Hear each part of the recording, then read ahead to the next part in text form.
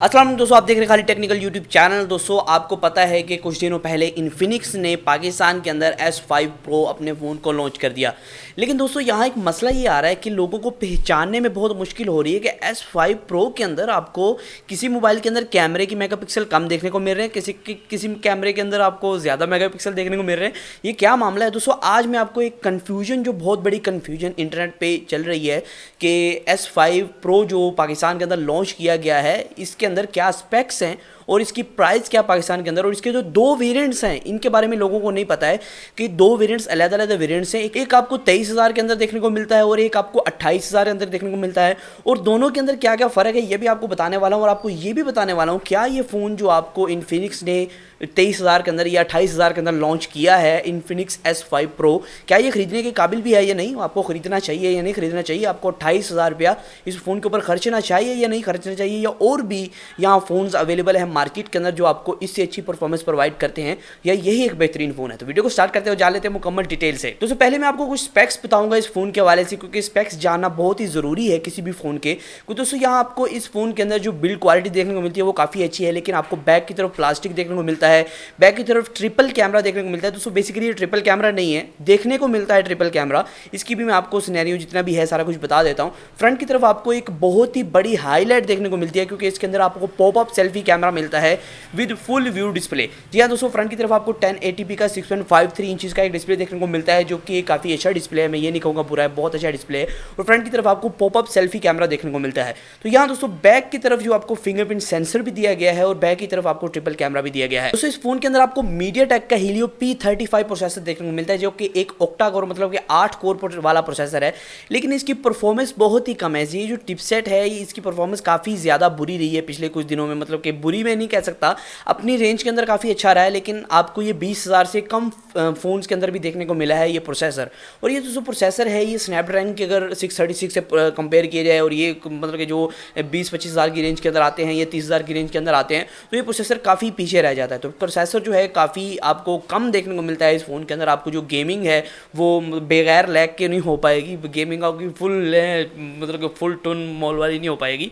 तो गेमिंग इसके अंदर आपको मतलब कि गेमिंग फ़ोन नहीं है ये आपको एक डिस्प्ले और कैमरा फ़ोन देखने को मिलता है। आगे चलते हैं, कैमरा से मुझे याद आया इसके अंदर जो दो वेरिएंट्स के अंदर मेन डिफरेंस है वो ये है कि इनका कैमरा।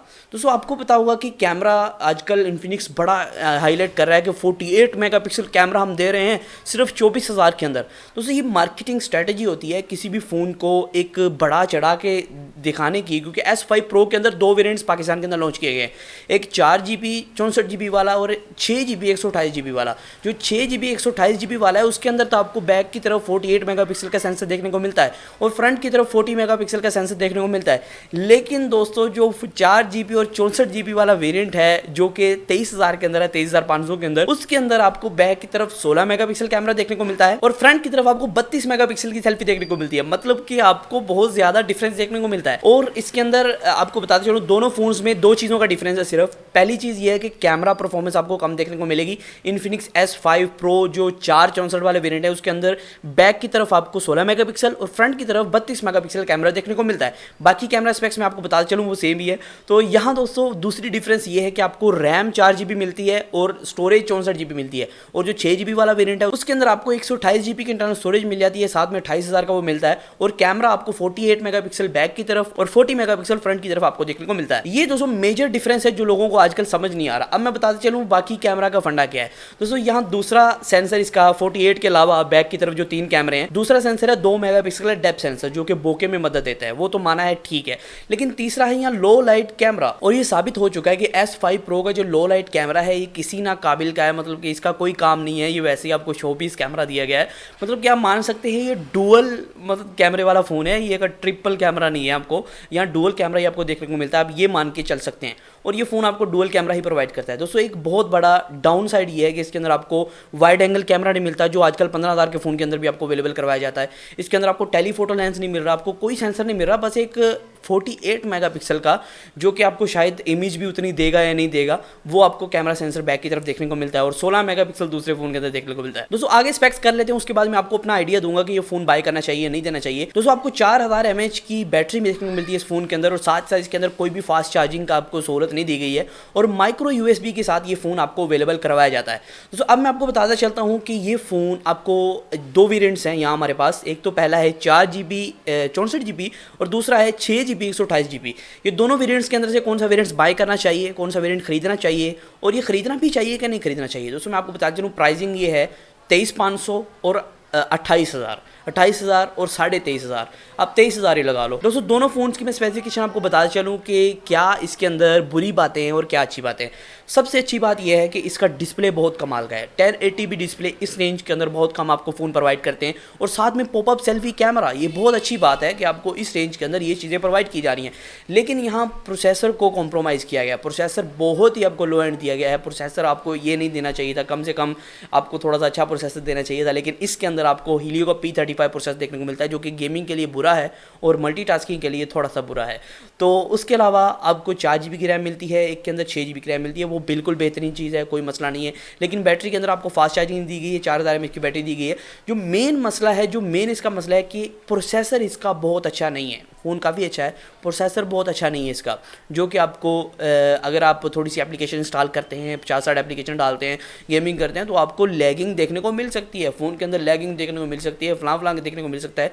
अगर आप मुझसे पूछें खालिद भाई आप रेकमेंड करेंगे या नहीं इस फ़ोन को, तो मैं बताऊँगा आपको भाई ये फ़ोन रेकमेंड नहीं करता मैं इस रेंज के अंदर, क्योंकि इस रेंज के अंदर आपको स्नैपड्रैगन के प्रोसेसर के साथ, आपको मतलब कि हवावे के प्रोसेसर के साथ काफ़ी अच्छे फ़ोन देखने को मिलते हैं।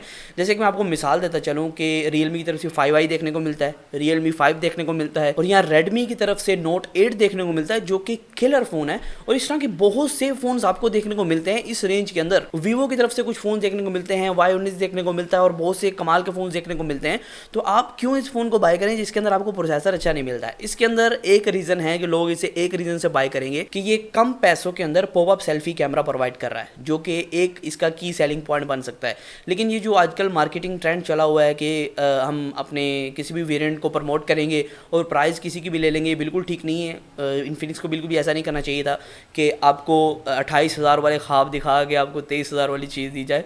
तो बाकी ये फ़ोन अच्छा है, लेकिन मुझे नहीं अच्छा लगा, क्योंकि पर्सनली इसके अंदर प्रोसेसर अच्छा नहीं है, और वो आपको वो चीज़ प्रोवाइड नहीं करेगा जो कि 28,000 वाले फ़ोन प्रोवाइड करते हैं आपको आजकल के दौर में।